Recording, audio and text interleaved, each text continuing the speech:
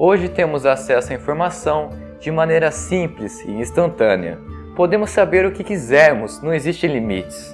Devido a isso é fácil se sentir superior aos antigos. Atualmente achamos tola a ideia de que a Terra é plana ou que ela é o centro do universo. Mas nós só sabemos que a Terra é redonda e que ela não é o centro do universo, pois nós estamos vendo mais além. Estamos aos ombros de gigantes de cientistas que no passado desenvolveram a nossa ciência atual. Nós temos a mania de dizer que os povos eram burros, que eles não tinham nenhuma capacidade intelectual. Atualmente nós temos mais conhecimento do que eles, mas nós não somos mais inteligentes. Eles eram talvez até mais curiosos do que nós. Para vocês terem uma ideia das genialidades deles, eles tinham uma ideia de heliocentrismo, que na verdade a Terra não era o centro do universo. Eles sabiam da esfericidade da Terra, eles sabiam que a Terra era redonda e sabiam até mais ou menos o diâmetro dela. Eles tinham a ideia de átomos, eles tinham uma matemática não muito sofisticada como é hoje, mas muito eficiente para a sua época.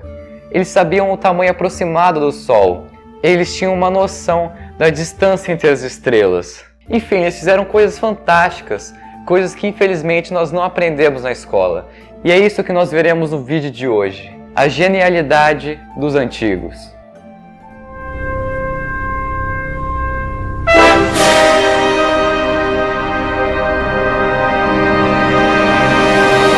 E aí cosmólogos, tudo certo? Aqui quem fala vindo no canal Singularidade. E esse daqui é um vídeo curiosidade, um vídeo mais geral sobre o conhecimento dos antigos. Eu estarei falando de gregos e junos, que foram os povos principais no começo da ciência. Povos que descartaram os dogmas da sua época e começaram a seguir um método mais rígido de verdades, o método científico. Vamos começar então com Aristarco de Salmos. Aristarco de Salmos, há 22 séculos atrás, acreditava que a Terra era um planeta que girava em torno do Sol. Essa ideia não foi muito aceita pela Igreja, por causa disso ela não fez muito sucesso. A ideia só renasceu depois de aproximadamente 17 séculos depois, devido a Nicolau Copérnico e Galileu Galilei, no seu trabalho histórico sobre a ideia do heliocentrismo. Na primeira versão desse trabalho, ele colocou nos créditos Aristarco de Salmos como uma das pessoas que inspirou essa ideia. Então nós sabemos que a Terra não é o centro do universo há muito tempo. Infelizmente, a ideia errônea sobre o geocentrismo prevaleceu por muito tempo.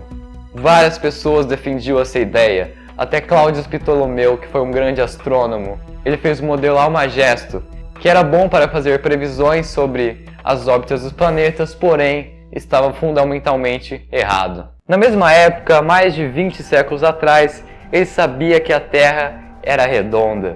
E ele sabia que o diâmetro da Terra era de 40 mil quilômetros. Hoje nós sabemos que esse diâmetro que ele calculou está errado. Na verdade, a Terra tem 40.072 quilômetros, ou seja, ele tem uma margem de erro de um pouco menos de 2%.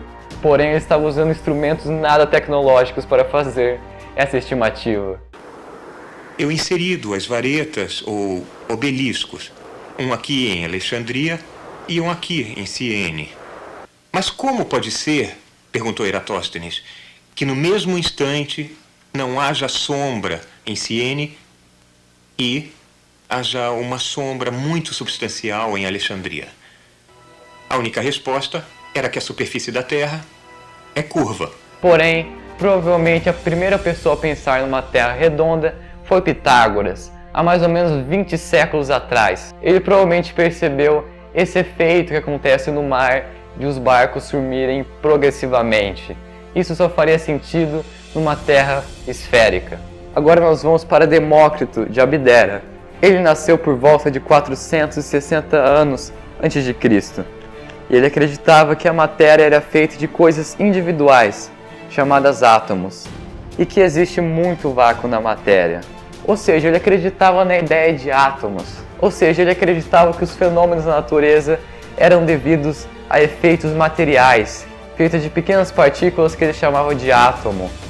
Átomo significa não divisão, seriam partículas indivisíveis.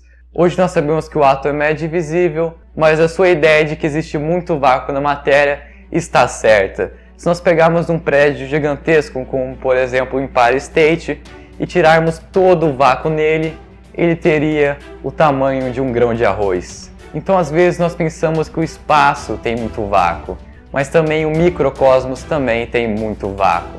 Também grande parte da matemática e diversas outras ciências foram descobertos nessa época. Por exemplo, em matemática nós temos o Teorema de Pitágoras e nós temos a geometria euclidiana, que foram descobertas mais ou menos nessa época. Como nós podemos perceber, os antigos eram extremamente inteligentes. Através de instrumentos bizarramente improvisados e imprecisos, eles tiraram conclusões corretas.